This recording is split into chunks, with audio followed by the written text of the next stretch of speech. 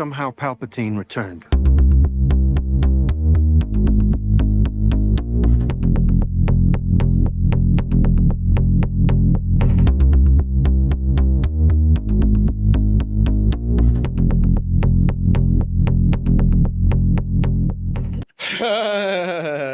See that nervous laughter? Yeah. That's the nervous laughter of a man named Chris.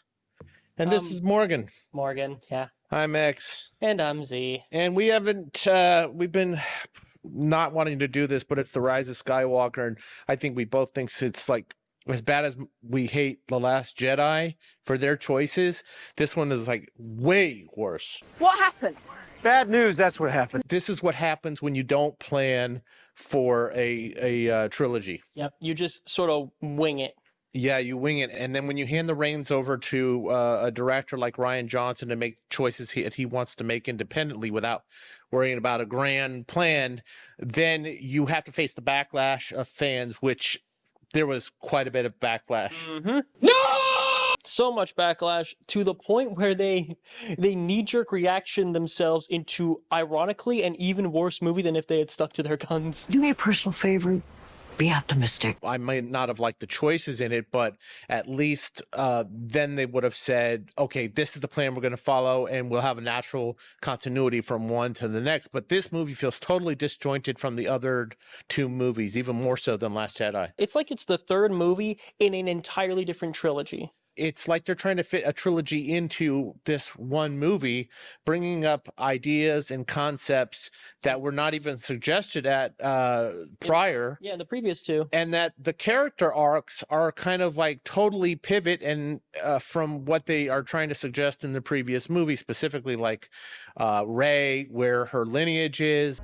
Do you want to know the truth about your parents? They were nobody. They were filthy junk traders who sold you off for drinking money. Because this is kind of an FU to Rian Johnson in many ways, we're inundated with this shoehorning of Palpatine as the big bad because I guess they didn't trust, they couldn't allow Kylo to be bad or whatever. I think the main thing with them not having Kylo as the main bad guy was just they were so distrustful of the decisions Rian Johnson made, they're just completely Uno reversed damn near everything to the point where they even, like I said before, they shot themselves in the foot because they couldn't have Kylo continue to be the bad guy because that was a Rian Johnson thing. Because of that, they just airdrop Palpatine and explain it away with very audience insulting dialogue. Okay. Somehow Palpatine returned. His followers have been building something for years. That was Poe's understanding of how Palpatine came back up. He has no idea how he's back. He just is. But apparently there was a whole thing in like Mandalorian about Project Necromancer. Okay. But we don't have the luxury of always constantly having to refer to some peripheral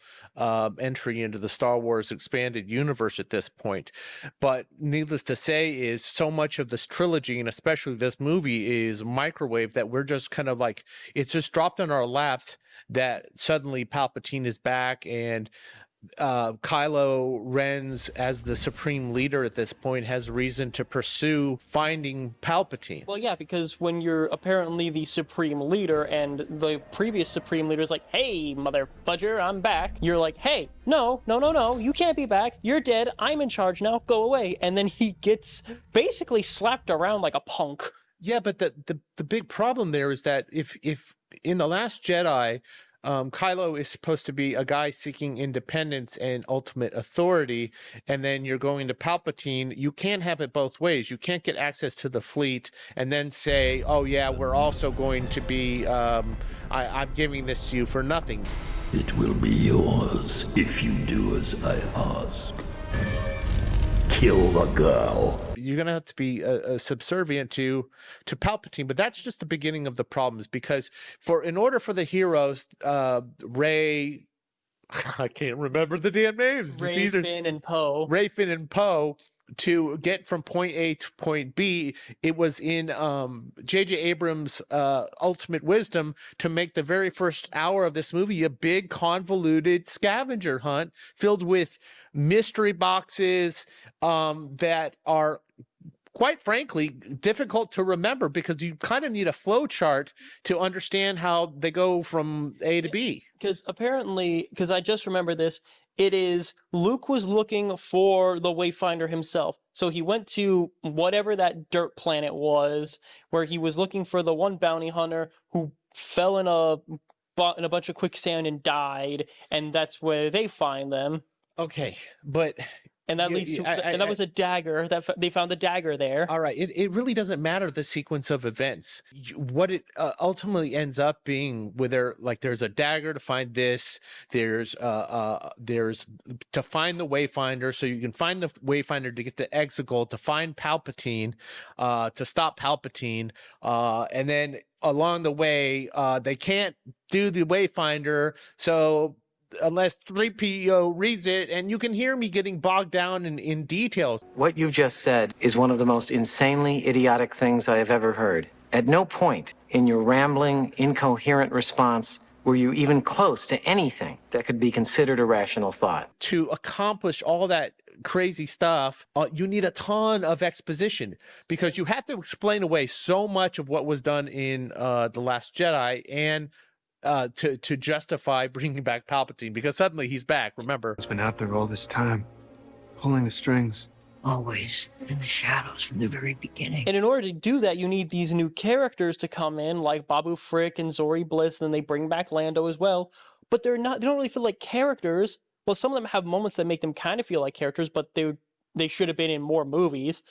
But mostly they just feel like walking, talking clues. General Calrissian, we're looking for Exegol. Of course you are. What was Lando doing on that planet? Was he just hanging out there since he went there with Luke decades ago? He's like, you know what? I'm tired of being a ruler of a city and eating fine foods and dressing myself in luxurious capes. I'm gonna hang out on the frickin' desert and be a junk man. Yeah, I'm gonna go to this random planet where there's a celebration. By the way, the celebration in of itself doesn't bother me. No. I kind of like those little fun. It's elephant, mouse creature. I don't know what the hell they are. It was fun. It looks pretty, but there's not a whole lot that actually happens action-wise in this, and so he does feel random, and everybody feels random. Now, those characters that are just like thrown in our laps that we're supposed to accept, they overcrowd the movie. But there are some characters that I do like and wish I saw more of, like Zori Bliss was fun. I liked her relationship. I would have liked to seen her earlier in the movies. Yeah. But you're right. Zori Bliss is interesting. I like Babu Frick. Hi, Babu Frick. I hate to think that they had to bring him in just to wipe out 3PO's memory because they have to. There must be some other way. In order to read the Sith language on the dagger to get them to the next point. The Emperor's Wayfinder is in the Imperial Vault. And they also have like the little robot. What's that little? So we're inundated with all these new characters. We're inundated with exposition, and then there are things that just happen in this, and they don't have any weight to them. So because they do two big fake out moments in this movie, which is one when they're on the desert planet. I can't remember the name of it. Chewie is captured because Rey keeps walking the fuck off. Why do I feel like they need to give the main character a damn child leash where it's like, nope, stop walking off. You stay near me. Yeah, and I guess Chewie's following her, and for some reason he has that dagger that's an essential MacGuffin. I mean, there's so many MacGuffins in this. He just carries it with him, and then he gets captured. So then when she interacts with Kylo, which, by the way, I know we're kind of split on this. My only issue with that sequence where Kylo's trying to run her down and she cuts the wing off the TIE, whatever it is. I'm just wondering, why was he trying to run her over? I don't know, but the thing is that's another little problem with this movie is Rey suffers from being overpowered. She has Superman syndrome. Mm-hmm. She absolutely can do everything. Now, we've already talked about that ad nauseum about her being a Mary Sue in the previous video, but in that particular scene, her flipping over the fight or whatever, and then they fight over the force powers just to show that she has lightning. Now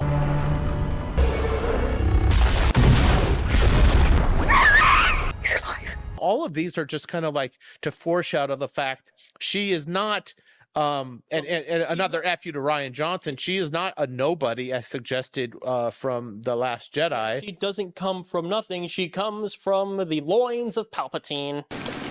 This is one of those moments that infuriated me because okay, if Rian Johnson had made the choice to make her a nobody, that's at least a choice, and then they could have followed that choice. Yeah, But and that's a very interesting choice of you have someone who literally comes from nothing, not some special chosen one, not the son of the chosen one. She is nobody from nowhere who can achieve greatness. That is a very interesting, very nice story, and I love that kind of story. But instead, and I would have bought into that. yeah, but instead she's Palpatine's granddaughter, which based on her age, her parents would have had to have been born at least at the start of the Empire. So that means even when he was a saggy old worm-faced dude, he was clapping cheeks. Yeah, baby.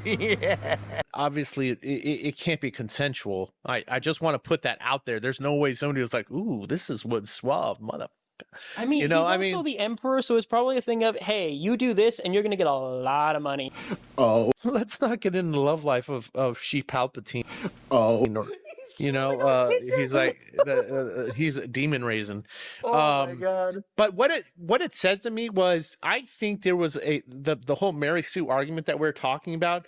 They felt like there had to be a justification for her having all these powers without any training, and the best way to explain that and kill a few birds at one stone, besides just like airdropping this bad guy in, is saying, well, of course she has all these powers. She's a Palpatine. That is one big pile of shit. It totally negates the sacrifice and the entirety of the original trilogy. The entirety of the original trilogy. Vader's sacrifice meant nothing. Luke's saving Vader meant nothing. They didn't actually end the Empire. They just postponed the inevitable. Legitimately, every single thing that they tried to do in the original trilogy, I think I've already said this in our Last Jedi video, but I'll reiterate it, is they failed at everything, and the two major things that you could assume they were going to do in the, afterwards, which is make the Jedi Order and not make the same mistakes, and make the New Republic, those two, all of it was worthless. The entire original trilogy is worthless, and the worst part to me about that is with the Jedi Order thing. Well, it's two-pronged, because we still don't have a reason. Why is Kylo bad? Why did he turn bad? Because they needed him to. There was a suggestion that because of the dyad. So let's talk about that dyad for a second, okay? The whole this is another FU to Rian Johnson in The Last Jedi, because it was explained away that their connection, their Force Skype, which has so many logistical issues as far as what the Force can actually doing. We were talking about being able to move things through space and time, physical objects, lightsaber fights going on at the same time. It's explained that Snoke did it in the Last Jedi, and now it's they're a dyad in the Force, whatever the sandwich hell that means. A dyad in the Force, a power like life itself. The dyad is supposed to exist to repower Palpatine. The power of two restores the one true Emperor. Well, no, they don't exist to do that. They just can be used to do that.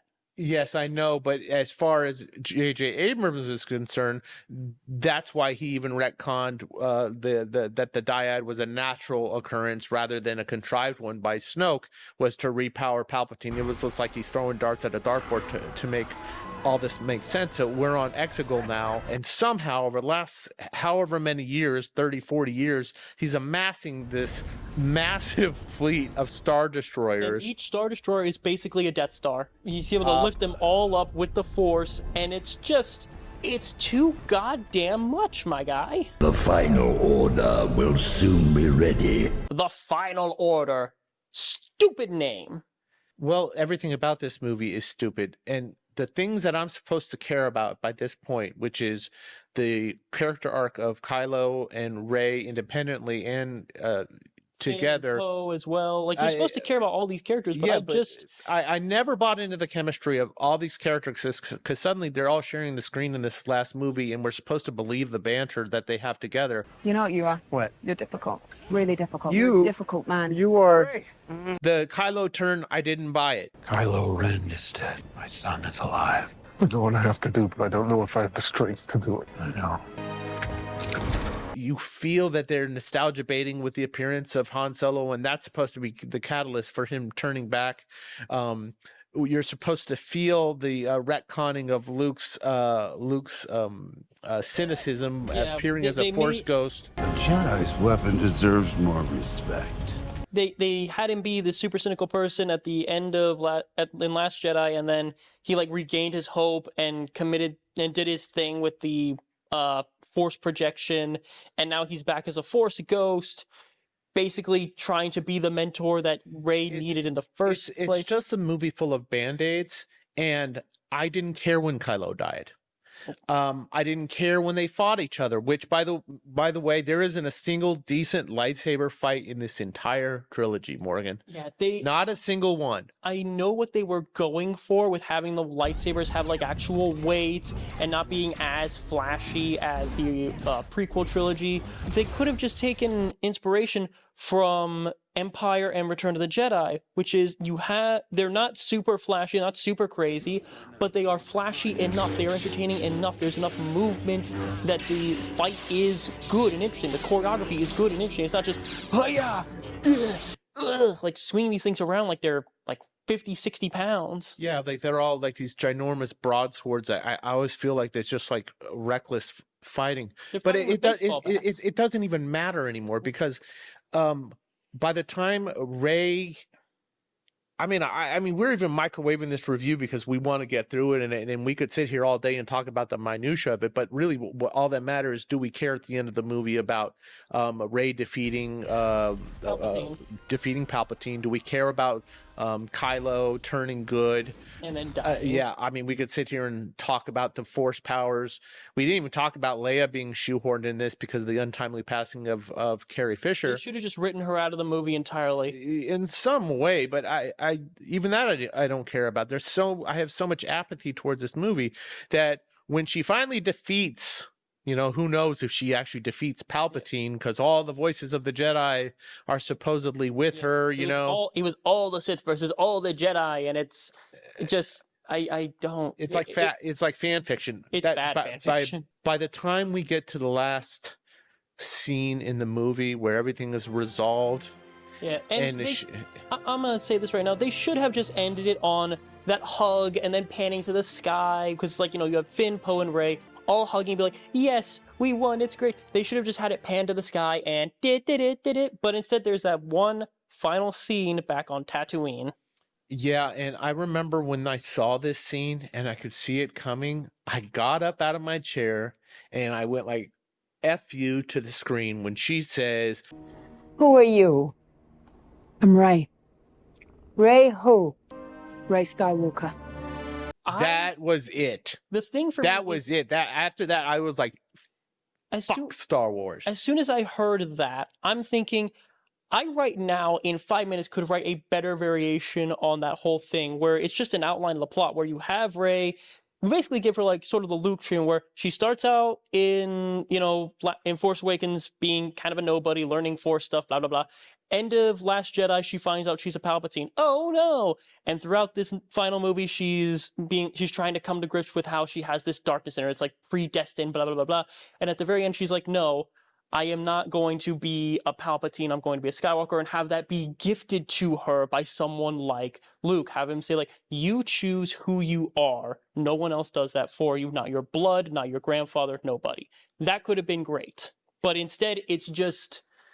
I know they have that Force Ghost nod with Luke and Leia, but at that point, it was too late. It felt like it was obligatory.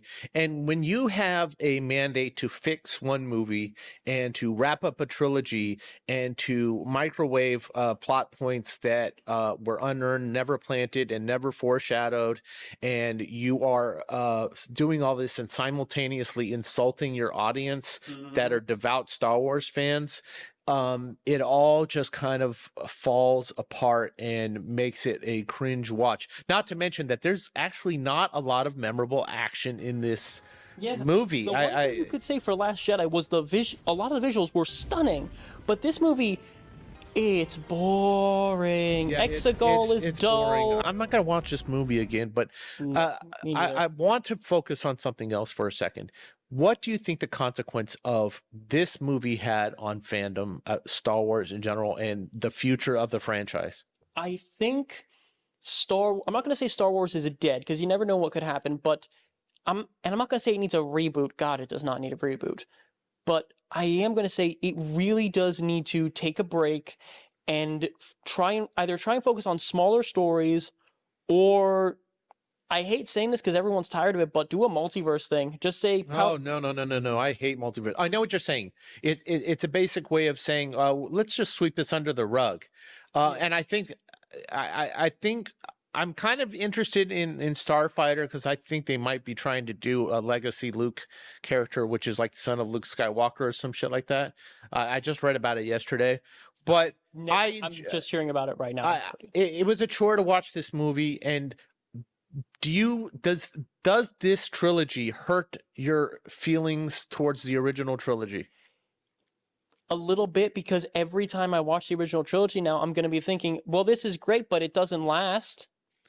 Yeah, I won't be able to shake that out of my head. And in fact, there was this internal battle I have in me for a long time because I grew up on Star Wars and I have such a deep love and affection for it until these sequels came out, and it did hurt it. That I had this constant battle between, do I really love Star Wars, or is Lord of the Rings my go-to like favorite trilogy? And you know what happened in my mind was, because of this trilogy, I have to say I've put Lord of the Rings above Star Wars now. Because there's no sequel to Lord of the Rings. And the Hobbit movies weren't great, but they didn't hurt. Yeah, they were Lord of the Rings. prequels. Yeah, they were prequels. Like, that's the thing. If that's the same thing that happened with the prequels in Star Wars is, yeah, the prequels weren't the best. They had a lot of problems, but you could still enjoy the original trilogy because the prequels led up to that. They didn't hurt anything. They didn't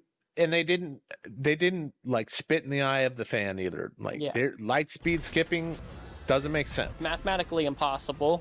It's mathematical suicide, essentially. Having somebody have all these powers without a character arc doesn't make sense. Yeah, having a dagger that leads to a point on the freaking Death Star which is a ruin, and literally weather, time, really big stupid birds would have completely made that map useless. We can sit here all day and go through every little thing that annoys the shit out of us, and I don't want to do that anymore. I want to have a good memory of Star Wars. And I'm never going to watch this movie again, bro. Unfortunately, I have to, because I'm going to have to edit this video and add clips to it. But one last time, though, I do want to say, I really do like Daisy Ridley, John Boyega, Adam Driver, and Oscar Isaac, and they deserved so much better. They do deserve so much better, but I will be fine never hearing from any of these characters again. I don't think they should do a Rey trilogy.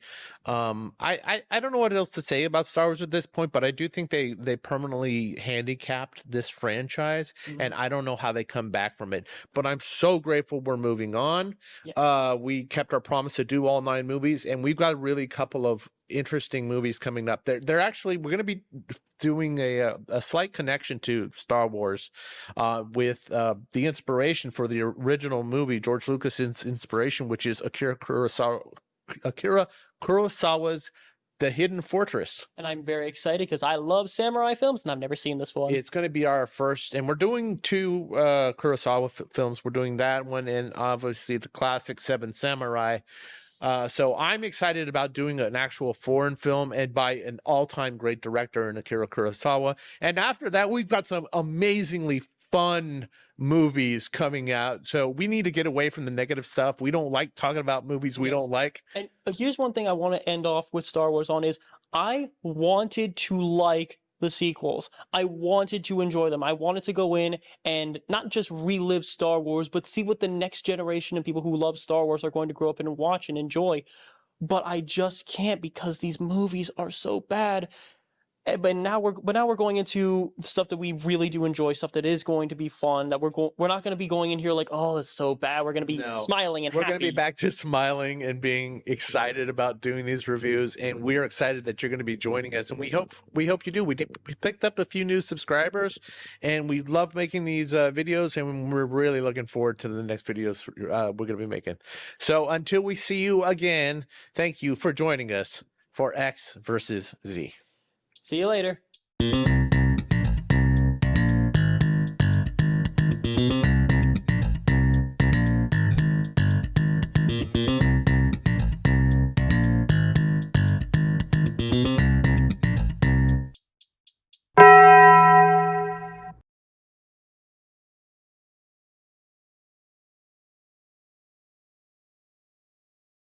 The Force will be with you, always.